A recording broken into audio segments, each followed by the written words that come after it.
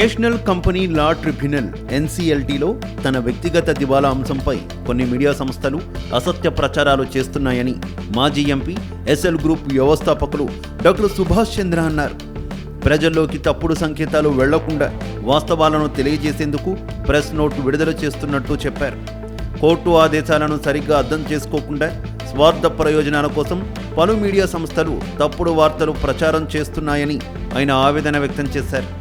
వెంటనే తప్పుడు సమాచారాన్ని తొలగించి వాస్తవాలను ప్రచురించాలని అన్ని మీడియా సంస్థలను కోరారు.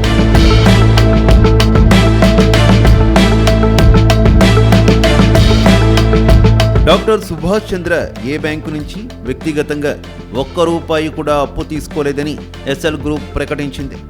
ఆయన కేవలం SL గ్రూప్ కంపెనీల కోసం పర్సనల్ గ్యారంటీర్గా మాత్రమే వ్యవహరించారని తెలిపింది. మీడియా ప్రచారం చేస్తున్నట్టు 22,000 కోట్ల క్లెయిమ్ అబద్ధమని, ఇది కేవలం 3,992 కోట్లు మాత్రమేనని స్పష్టం చేసింది. 3,992 కోట్లలో ఇప్పటికే 620 కోట్ల క్లెయిమ్ను సెటిల్ చేయడం జరిగిందని తెలిపింది. మిగిలిన మొత్తంలో మరో 1,063 కోట్లను చెల్లించడానికి రుణం తీసుకున్న సంస్థలు సిద్ధంగా ఉన్నాయని వెల్లడించింది. ఇప్పటి వరకు రుణం తీసుకున్న సంస్థలు మొత్తం 43,000 కోట్లను తిరిగి చెల్లించాయని SL గ్రూప్ స్పష్టం చేసింది.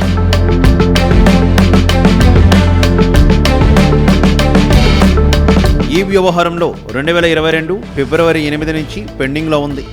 ప్రారంభంలో దాఖలైన మొత్తం క్లెయిమ్ పత్రాలను పట్టుకొని తాజా తీర్పుగా మీడియా పేర్కొంటోందన్నారు. న్యాయమూర్తి అభిప్రాయం అధికారిక ఉత్తర్వుగా మారే ప్రక్రియలో ఉందని, సాంకేతికంగా ఈ కేసు ఇంకా కొనసాగుతోందని సుభాష్ చంద్ర తెలిపారు. గత 2 రోజులుగా మీడియాలో వస్తున్న కథనాలు సరైన వాస్తవ పరిస్థితులను వివరించడం లేదన్నారు. ఈ మొత్తం వ్యవహారాన్ని సంచలనం చేయడం కోసమే కొన్ని ఎంపిక చేసిన అంశాలను మాత్రమే తప్పుడు ప్రచారం చేస్తున్నారని తెలిపారు. ఏదైనా వార్తా కథనాలను ప్రచురించే ముందు కోర్టు ఉత్తర్వులను సంపాదకీయ విభాగాలు సమగ్రంగా విశ్లేషించి అసత్యాలను తొలగించి వాస్తవాలను ప్రచురించాలని ఆయన విజ్ఞప్తి చేశారు.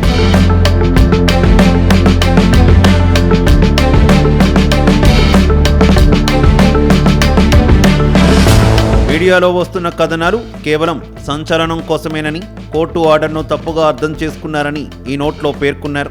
2017లో సుభాష్ చంద్ర నెట్వర్త్ 45,888 కోట్లుగా చూపించడం పూర్తిగా అవాస్తవమని, 2016లోనే ఆయన పార్లమెంటులో తన ఆస్తుల విలువ 39 కోట్లుగా ప్రకటించారని స్పష్టం చేసింది.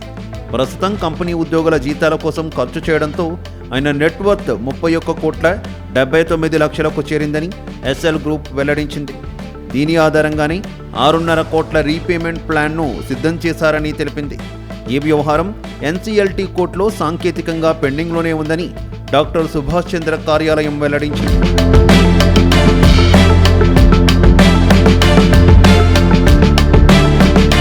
డాక్టర్ సుభాష్ చంద్రకు సంబంధించినది వ్యక్తిగత దివాలా వ్యవహారం. ఇందులో ఆయనను పర్సనల్ గ్యారంటీర్గా మాత్రమే పేర్కొన్నారు.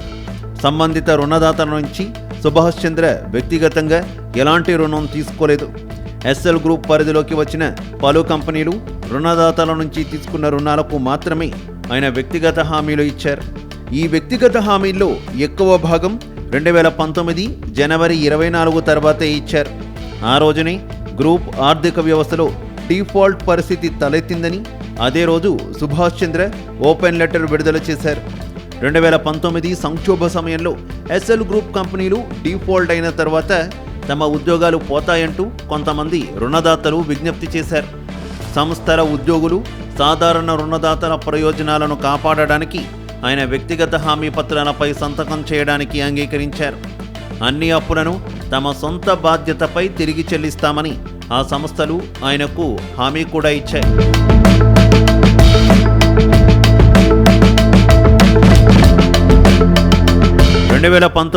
జనవరి 24 నాటికి అన్ని కంపెనీల మొత్తం బకాయిలు దాదాపు 45,000 కోట్లుగా ఉన్నాయి.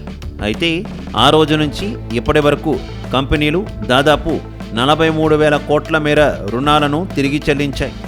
ఈ చెల్లింపుల్లో ప్రస్తుత ఉత్తర్వుల్లో పేర్కొన్న పలువురు రుణదాతలకు చెల్లించిన మొత్తాలు కూడా ఉన్నాయి. డాక్టర్ సుభాష్ చంద్ర సంతకం చేసిన మొత్తం వ్యక్తిగత హామీల విలువ సుమారు 22,000 కోట్లుగా ఉంది. ఈ కేసులో రుణదాతలు దాఖలు చేసిన మొత్తం క్లెయిమ్లు 22,006 కోట్లగా ఉండగా అందులో 21,696 కోట్ల క్లెయిమ్ను ఆమోదించినట్టు సుభాష్ చంద్ర తెలిపారు. రిజల్యూషన్ ప్రొఫెషనల్ ఓటింగ్కు పెట్టిన సమయంలో ఈ ప్రణాళికకు 80.814% మంది రుణదాతలు మద్దతు తెలిపారని వెల్లడించారు. మిగిలిన 19.186% మందికి ఓటింగ్కు అనేక రోజుల సమయం ఇచ్చినా తమ ఓటును నమోదు చేయలేదని చెప్పారు.